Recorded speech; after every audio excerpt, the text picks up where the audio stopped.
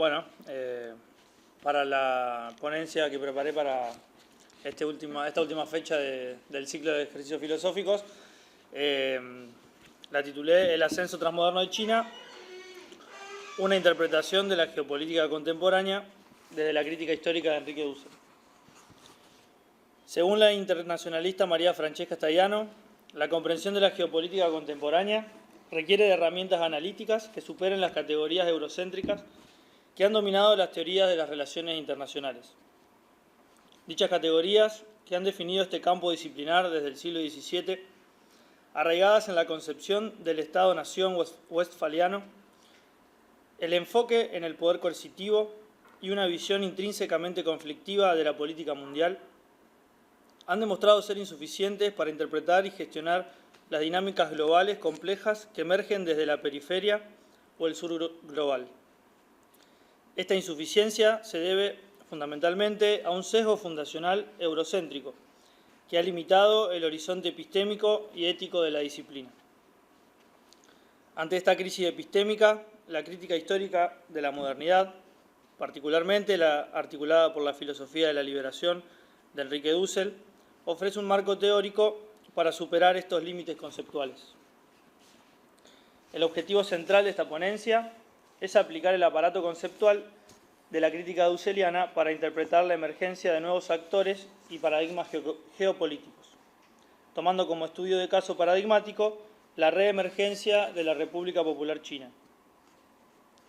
Nos centraremos específicamente en su propuesta de la comunidad de destino compartido para la humanidad.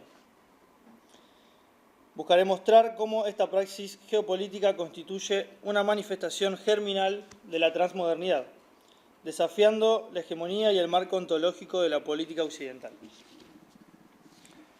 Es importante señalar que esta aplicación del modelo transmoderno se plantea en términos germinales o en desarrollo y no está exenta de contradicciones internas significativas. Estas contradicciones, lejos de anular el valor de la hipótesis, la dotan de complejidad y realismo crítico, obligando a la filosofía y a las relaciones internacionales a pensar más cuidadosa y críticamente sobre asuntos complejos en general. No se trata de realizar una apología de China ni de presentarla como un modelo universal a seguir, pero sí se trata de comprender mejor el lugar de enunciación chino, su idiosincrasia, para interpretar sus acciones en el plano nacional e internacional. La filosofía de Dussel actúa como una propedéutica crítica esencial, que busca romper los marcos ideológicos que limitan la reflexión en las relaciones internacionales, los cuales están anclados en la presunción europea de una universalidad abstracta que confunde la particularidad cultural del norte con una supuesta validez para todos los lugares hermenéuticos. Es fundamental entender que Dussel distingue dos conceptos de modernidad: el concepto regional o eurocéntrico, que la ve como un proceso de emancipación interno de Europa, la Ilustración, y el concepto mundial. Este último es el que define a la modernidad a partir de la constitución de Europa como el centro hegemónico del sistema mundo desde 1492. Antes de esa fecha, las grandes culturas o sistemas coexistían de manera aislada y yuxtapuesta, como el romano, el persa, el chino o el inca en América.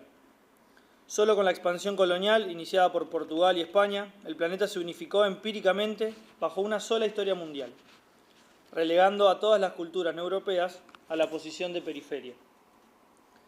Dussel critica la narrativa trilineal que une a Grecia, Roma y Europa como un invento ideológico y racista del romanticismo alemán. La modernidad, que se consolidó plenamente en Europa a partir de la Revolución Industrial y la Ilustración, se autojustifica a través de un mito. Este mito racional emancipador oculta una praxis irracional y sacrificial, que justifica la violencia contra las víctimas y las culturas no europeas. El mito de la modernidad se compone de varios pasos éticamente insostenibles. 1. Eurocentrismo ideológico. La modernidad autocomprende su propia civilización como superior. 2. Misión civilizadora. Existe la obligación moral de desarrollar a los pueblos bárbaros o inmaduros.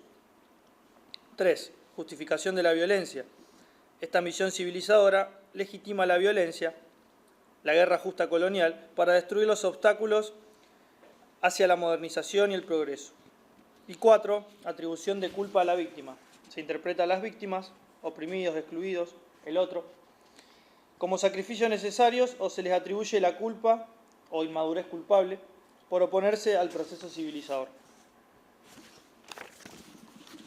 El punto de partida para una filosofía política crítica y por extensión para un análisis transformador de las relaciones internacionales es el lugar de enunciación, que se sitúa en la periferia mundial y del sistema capitalista, desde el pueblo oprimido latinoamericano hasta los nuevos movimientos sociales.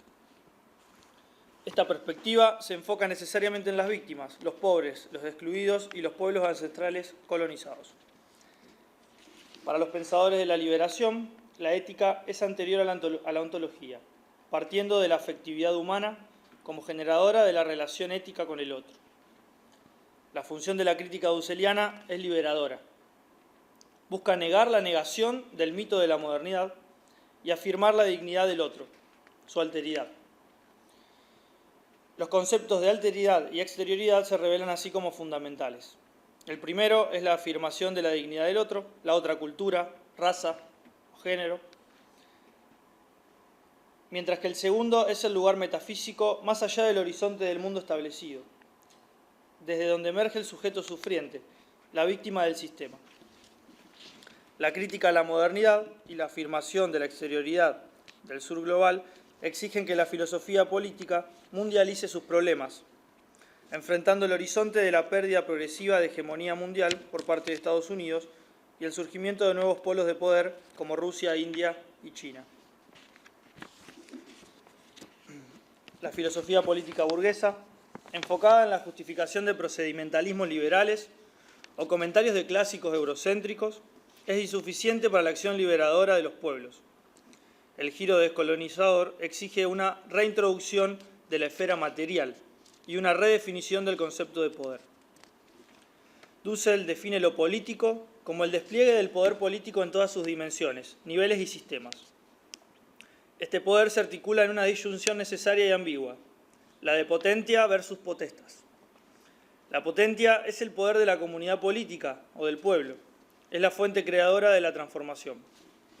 El poder es la voluntad de vida del pueblo, la hiperpotencia que se revela creativamente a un sistema totalizado, mientras que la potestas es la determinación institucional del poder, el ejercicio del poder delegado, formalizado o sobreinstitucionalizado.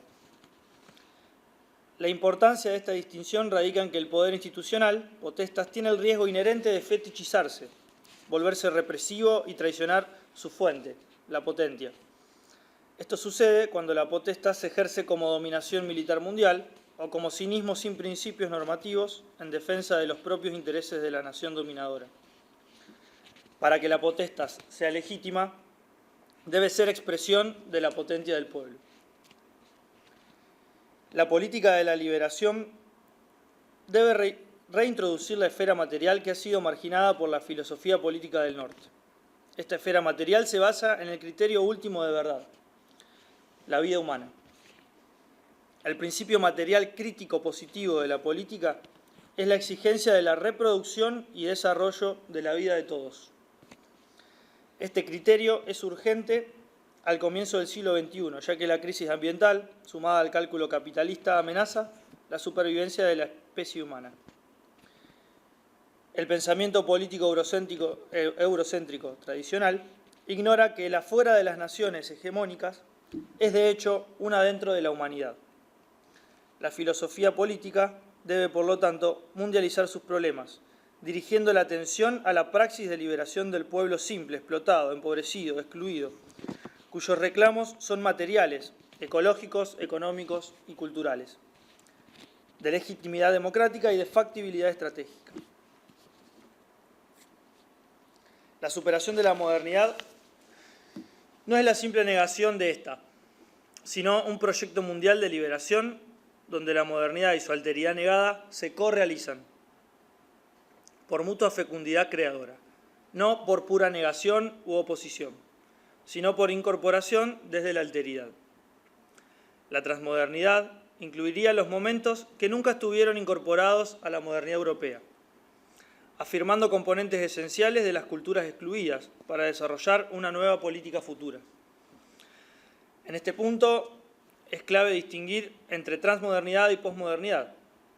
Dussel critica a esta última por ser simplemente el último momento crítico interno de la misma modernidad, es decir, por agudizar más algunos principios modernos. La posmodernidad reconoce que la modernidad ha llegado a su crepúsculo y que la razón estratégico-instrumental y económico-militar del modernismo es un peligro para la humanidad, capaz de lanzar cuantas guerras quiera en nombre de la civilización. Sin embargo, Dussel subraya que el posmodernismo persiste en dos características modernas clave. La primera es el helenocentrismo, ya que el posmodernismo en su búsqueda de la alteridad continúa negando el aporte de otras culturas, como la china, la egipcia o los pueblos mesoamericanos. Y la segunda es el monólogo eurocéntrico y la negación epistémica, ya que los posmodernos todavía no han comenzado el diálogo real con otras culturas.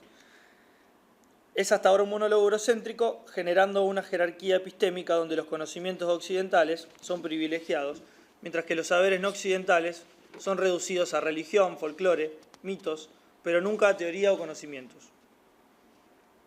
La transmodernidad, en contraste, busca la correalización, la incorporación desde la alteridad, requiriendo un diálogo de saberes intercultural y la afirmación de que el conocimiento es pluriversal, no universal ni homogéneo. El proyecto transmoderno busca un altermundismo planetario y postcapitalista. Agrego como un dato de color, Dussel siempre cuenta que en los 60 más o menos sacó un escrito donde él habló de posmodernidad, ¿sí? Sin embargo, obviamente ese escrito no tuvo trascendencia y en los 70 digamos que triunfó el texto de Lyotard, que se titula La condición posmoderna, por lo cual digamos que se estableció ese significado para posmodernidad, por eso Dussel se ve en la obligación de cambiar el concepto y ahí es donde piensa la idea de transmodernidad. Bien, la emergencia de la República Popular China como segunda economía mundial es un fenómeno de las relaciones internacionales no han podido explicar satisfactoriamente sin caer en proyecciones equívocas usando modelos occidentales. China no es solo una nación, sino una civilización-estado, la única que puede trazar su trayectoria de forma continua desde hace unos 3.500 años. Para comprender a la República Popular China desde la transmodernidad, es imprescindible situar su horizonte desde la perspectiva de la periferia. El período que abarca desde 1840 hasta 1949 aproximadamente es conocido como el siglo de la humillación chino. Una experiencia traumática marcada por la injerencia imperialista extranjera, la imposición de tratados desiguales, el atraso económico e institucional y un duro golpe a su dignidad e identidad nacional y cultural. Este trauma histórico generó una visión profundamente antiimperialista y un nacionalismo defensivo. La meta primordial, que reemplazó los ideales occidentales de libertad, igualdad y fraternidad en la formación de la China moderna, fue el regreso a una posición de fuerza. El recuerdo de esta humillación ha marcado intrínsecamente a la élite china, priorizando la lucha por la autodeterminación como un imperativo ético. Tras el convulso periodo maoísta, la política de reforma y apertura iniciada por Deng Xiaoping en 1978 marcó una redefinición de la moralidad colectiva hacia un pragmatismo. La búsqueda del desarrollo económico y la estabilidad social se convirtieron en los indicadores primarios de la legitimidad moral del sistema. Deng aconsejó a China mantener un perfil bajo y ocultar sus capacidades. Este camino propio se justifica en que el modelo occidental no fue adecuado para resolver los problemas de China y de otras sociedades subdesarrolladas en el siglo XIX. Además, para comprender la singularidad del socialismo con características chinas, es fundamental remitirse a su sustrato filosófico milenario, el confucianismo, el daoísmo y el budismo. El concepto civilizatorio de Tianxia, que significa todo lo que está bajo el cielo, es esencial. Desde allí se concibe el mundo no como un sistema de Estados-nación, como en el marco de Westfalia Occidental, sino como un todo interconectado o un hogar-mundo. En este sistema, el orden universal depende de la armonía y el respeto mutuo, no de la fuerza coercitiva. La filosofía china, en particular el daoísmo de Lao Tzu o de Lao Tse, introduce conceptos que se resisten a la traducción simétrica con el pensamiento occidental. Un concepto clave es el de Dao, o la vía, que se asocia con aquello en lo que se basa la realidad entera, caracterizado como un sin nombre y sin forma, o sin rasgos. El Dao puede ser entendido como el fundamento ontológico, del cual se genera la realidad completa. Otro es el Qi, es decir, la energía o el medio general con y en el que se mueven y cambian las 10.000 cosas, como un número simbólico de la realidad total. Caracteriza y define el reino de las cosas y eventos. El Qi está necesariamente dentro del reino de lo distinto y dentro de las rúbricas rítmicas del Yin y el Yang. El curso cósmico consiste en la complementariedad de segmentos, como lo oscuro y lo brillante, el macho y la hembra, el crecimiento y el marchitamiento, que son fases de cambio y constituyen una permanencia del cambio. Esta lógica de polaridad conceptual, que nace del Yin y el Yang, permite a la mentalidad china integrar la tradición y el cambio, ajustando las definiciones a las circunstancias. Si bien Occidente puede percibir contradicciones en el socialismo con características chinas, como por ejemplo el mantenimiento de un control político centralizado mientras se abre al mercado, para China esto es totalmente practicable porque se sustenta en su propia realidad socioeconómica y cultural. La propuesta más significativa de China en el plano internacional y que se alinea con la noción transmoderna de Dussel es la Comunidad de Destino Compartido para la Humanidad, impulsado por Xi Jinping desde 2011. Su importancia es tal que ha sido incorporada no solo a la Constitución china, sino también a resoluciones de la ONU. La Comunidad de Destino Compartido para la Humanidad se define como una nueva solución de gobernanza global. Esta noción se articula sobre 3 términos clave que reflejan el proyecto transmoderno dusseliano. Punto 1. Comunidad y relacionalidad como afirmación de la alteridad. Punto 2. El destino compartido como correalización. Y punto 3. El concepto de ren o de humanidad como apertura a la alteridad y la no imposición. La manifestación práctica más visible de esta moralidad global y proyección transmoderna es la iniciativa de la Franja y la Ruta, o IFR, lanzada por Xi Jinping en 2013. La IFR es un megaproyecto geoeconómico que busca la interconectividad mundial, la cooperación orientada a resultados y el desarrollo común, basado en los principios de deliberación en común, construcción conjunta y cobeneficio. Los 5 objetivos principales de la IFR son la coordinación de políticas, la conexión de la infraestructura, la promoción del comercio, la cooperación financiera y la comunicación basada en el respeto mutuo. El proyecto se presenta como una alternativa concreta a la cooperación asistencial tradicional de Occidente, centrándose en el desarrollo de los países más empobrecidos y marginales. La IFR es un ejemplo de praxis transmoderna, dado que ofrece desarrollo sin la condicionalidad política tradicionalmente ligada a la imposición de la democracia liberal o a los derechos humanos tal y como los concibe Occidente. Solo existe una condicionalidad de facto, es decir, si los recursos son destinados a lo acordado o no. China actúa como un donante emergente atípico, que promueve no seguir las reglas del juego histórico de las potencias hegemónicas. La priorización del desarrollo y la inclusión global, sin imponer modelos ideológicos, se alinea perfectamente con una ética de la liberación mundial, que concibe el desarrollo como la llave primordial para la resolución de los diferentes problemas.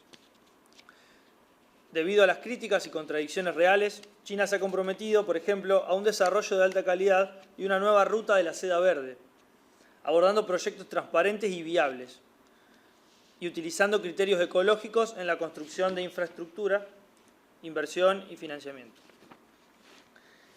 Algo a señalar acá, que es interesante, es que, en general, China, si bien ofrece también apoyo financiero, digamos, directamente préstamos económicos, no es la única manera en la que concibe la ayuda mutua, ¿no? Sino que también dando recursos o ofreciendo mano de obra, por ejemplo, para generar cierta infraestructura, por ejemplo, en un país.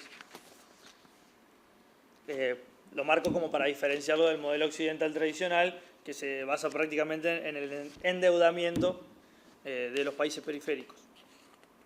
La interpretación de la Comunidad de Destino Compartido para la Humanidad y la IFR como praxis tan moderna se sostiene como una hipótesis germinal, dado que el modelo chino presenta contradicciones internas significativas desde la perspectiva occidental. Desde la filosofía de la liberación, la clave está en el realismo crítico. El horizonte de la transmodernidad exige la superación material de la modernidad, es decir, sacar a los pueblos de la pobreza y la exclusión, lo cual es el primer imperativo ético. El Partido Comunista Chino, marcado por el siglo de humillación, prioriza la estabilidad institucional garantizada por un poder fuerte. De este modo, la principal contradicción se presenta de la siguiente forma, desde el marco dusseliano. La potencia geopolítica de China se expresa en el desarrollo material y la estabilidad, que ha permitido logros cuantificables. Sin embargo, la contradicción interna se manifiesta en la fuerte presencia institucional, diríamos autoritaria, que Occidente critica. Estas contradicciones no anulan el valor de la hipótesis germinal. De hecho, la propia filosofía confuciana, característica de China, muestra ideas aparentemente contradictorias sobre el deber político del hombre ante el Estado, lo cual exige un estudio profundo de esta filosofía. Algunos datos que sustentan la legitimidad interna y la tesis del desarrollo de China son, por ejemplo, que China pasó a ser uno de los países agrícolas más pobres y devastados por la agresión extranjera, donde la esperanza de vida era de 41 años en 1949, a la segunda economía más grande del mundo. El sistema de partido único logró sacar 650 millones de personas de la pobreza extrema en solo 30 años. Este logro representa el 80% de la reducción total de la pobreza a nivel global, en ese mismo marco temporal.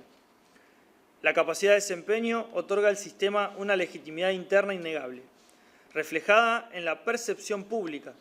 Según las fuentes, el 85% de la población china está satisfecha con la dirección del país. Además, el 70% piensa que está mejor que hace 5 años y un 82% espera con seguridad que el futuro será mejor. El mantenimiento de una estructura política cohesiva y fuerte es interpretado por la élite china como un mecanismo de autodefensa y una condición estratégica para garantizar la autodeterminación y la estabilidad necesarias para alcanzar el desarrollo material. Además de la adaptabilidad demostrada en sus políticas, desde la colectivización radical hasta la reforma de mercado, el sistema chino se acerca al ideal confuciano de meritocracia, donde la mayoría de los altos dirigentes han ascendido por competencia y trabajo duro a lo largo de décadas. China no busca universalizar su modelo político interno, sino ofrecer una alternativa no convencional de gobernanza centrada en la cooperación.